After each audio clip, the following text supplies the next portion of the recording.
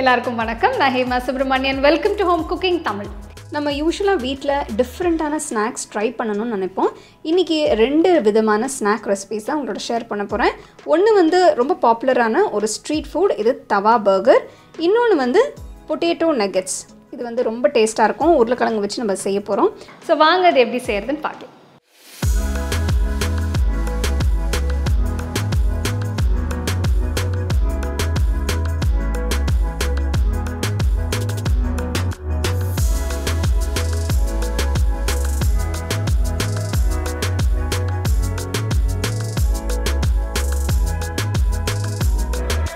அகல பேனில் கொஞ்சம் வெண்ணெய் போடுங்க.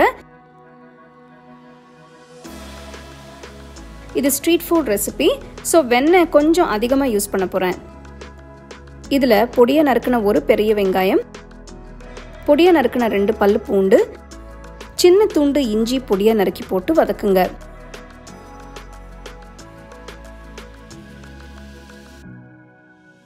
வெங்காயம் பாதி வதங்கினதும் இதில் பொடியை நறுக்கின பச்சை குடமிளகாய் 1,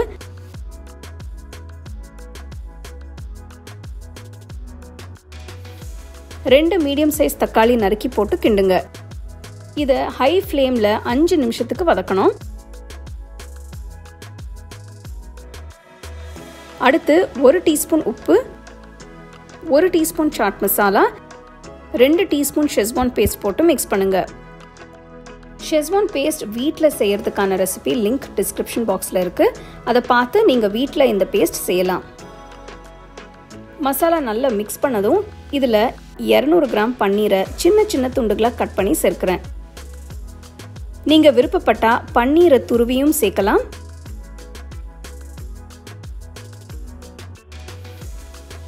அடுத்து 1 கப் துருவின மொசரல்லா சீஸ் போட்டு கிண்டுங்க.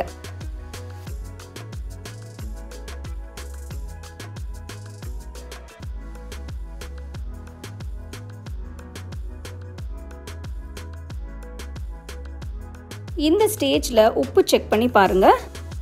தேவைப்பட்டால் கொஞ்சம் சேர்த்துக்கலாம்.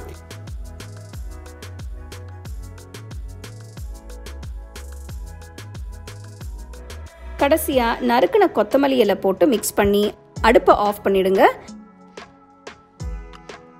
தவா பர்கருக்கான ஃபில்லிங் இப்போ ரெடி. பர்கர் செய்ய ஆரம்பிக்கலாம். பர்கர் பன்னை 2 ஸ்லைசஸாக கட் பண்ணணும். ஃபுல்லாக கட் பண்ணாதீங்க, 3/4 அளவு கட் பண்ணால் போதும். செஞ்ச ஃபில்லிங்கை நடுவில் வைங்க. பன் பிரிஞ்சிடாம கவனமாக ஃபில்லிங்கை வச்சு பன்னை ப்ரெஸ் பண்ணுங்க. பாருங்கள், ஃபில்லிங் நல்லா டைட்டாக பேக்டாக இருக்குது. கடைசியான ஸ்டெப், பர்கரை டோஸ்ட் பண்ணணும். தோசை தவால வெண்ணெய் போட்டு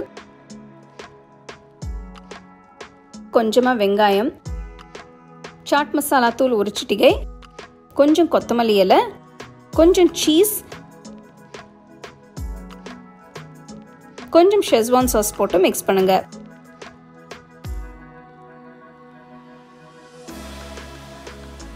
இதில் செஞ்ச பர்கரை வச்சு டோஸ்ட் பண்ணுங்க. எல்லா பக்கமும் ரோல் பண்ணி டோஸ்ட் பண்ணுங்க.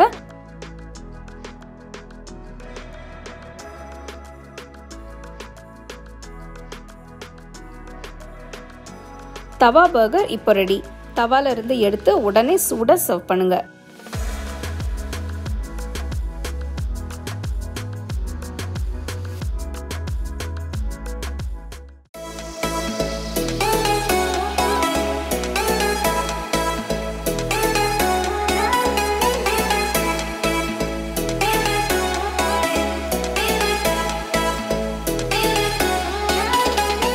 இந்த நகெட்ஸ் ரெசிபிக்கு நான் 3 மீடியம் சைஸ் உருளைக்கிழங்கு எடுத்திருக்கேன்.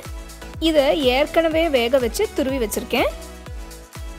இதோட ஒரு மீடியம் சைஸ் வெங்காயம் பொடியாக நறுக்குனது, ஒரு பொடியாக நறுக்கின பச்சை மிளகாய், 6-7 பல்லு பூண்டு பொடியாக நறுக்குனது போடுங்க. 1 teaspoon chilli flakes, 1 teaspoon Italian seasoning, கொஞ்சம் கொத்தமல்லி இலை, 1 கப் துருவின mozzarella cheese, 3 tablespoon bread தூள், தேவையான அளவு உப்பு போட்டு நல்லா மிக்ஸ் பண்ணுங்க. உங்ககிட்ட மொசரல்லா சீஸ் இல்லைன்னா நீங்கள் ப்ராசஸ் சீஸ் யூஸ் பண்ணிக்கலாம். ஃப்ரெஷ் பிரெட் க்ரம்ஸ் எப்படி செய்கிறதுன்னு சிக்கன் நக்கட்ஸ் ரெசிபியில் சொல்லியிருக்கேன். அதுக்கான லிங்க் டிஸ்கிரிப்ஷன் பாக்ஸில் இருக்குது.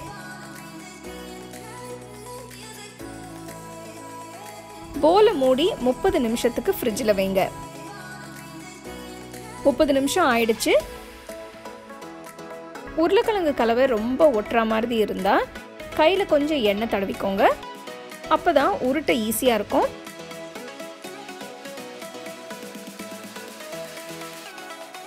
அடுத்து பாலில் முக்கி பிரெட் க்ரம்ஸில் ரோல் பண்ணுங்க.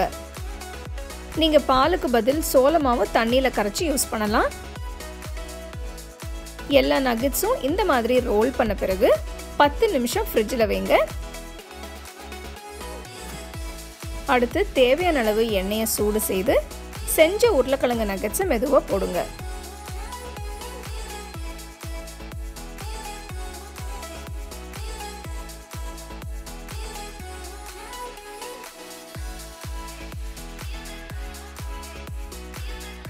நல்ல கோல்டன் ப்ரௌன் கலர் வர வரைக்கும் பொரிச்சு எடுத்துருங்க.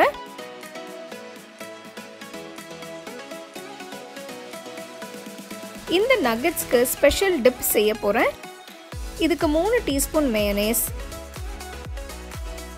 இதோட 2 டீஸ்பூன் கெச்சப் போட்டு மிக்ஸ் பண்ணுங்க.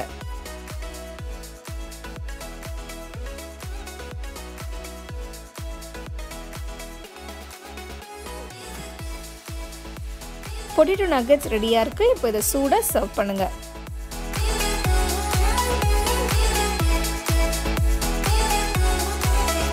ரெண்டு அருமையான ஸ்நாக் ரெசிபிஸ் எப்படி செய்கிறதுன்னு பார்த்தீங்க. ஸோ தவா பர்கர் வந்து ரொம்ப ஈஸி, ஆனால் ரொம்ப டேஸ்ட்டாக இருக்கும். அதே மாதிரி உருளைக்கிழங்கு வச்சு நீங்கள் ஈஸியாக சிம்பிள் ஏதாவது ஸ்நாக்ஸ் செய்யணும்னு நினச்சிங்கன்னா இந்த பொட்டேட்டோ நகட்ஸை ட்ரை பண்ணி பாருங்கள். சூடாக கெச்சப் வச்சு சர்வ் பண்ணிங்கன்னா ரொம்ப அருமையாக இருக்கும்.